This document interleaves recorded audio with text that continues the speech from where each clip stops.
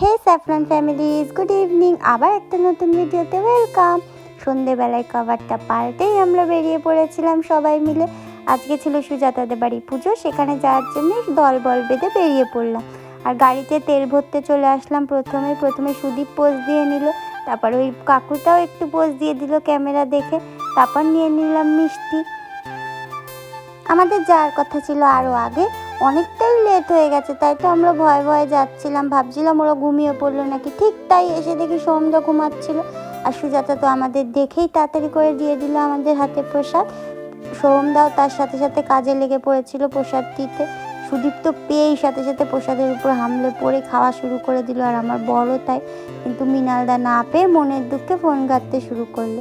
তারপর আমরা প্রসাদ খেয়ে সবাই মিলে আড্ডা মারতে শুরু করলাম, যেটা আমরা সবসময় করে থাকি। গল্প করতে করতেই সোহমদার আবদারে কাকি এবার বানিয়ে দেবে আমাদের সবার জন্য চা। তো কাকি চলে গেল রান্নাঘরে চা বানানোর জন্য। কি আর করবে, সবাই আবদার করলে কি আর না করে পারে। তো চা নিয়ে চলে আসলো। চা আনতে না আনতেই বলছিলাম যে এমন গ্লাসে দিয়েছে মনে হচ্ছিল যেন গরম গরম কোল্ড ড্রিঙ্কস। সুজাতা আবার সেটা নিয়ে দেখাচ্ছিল। আসার সময় কাকিকে বললাম টাটা করো, বললো আমি টাটা করতে পারবো না, আবার আসবি। তারপরে সুজাতা টাটা করে দিল আমাদের সবাইকে। আর এতটাই রাত হয়ে গেছিলো আমাদের যেতে, যে ঠাকুরেরও ঘুমের সময় হয়ে গেছিলো, ঠাকুরও ঘুমিয়ে পড়েছিল, তাই ঠাকুরটাকে দেখাতে পারলাম না। পরের দিন দেখাবো। Bye bye.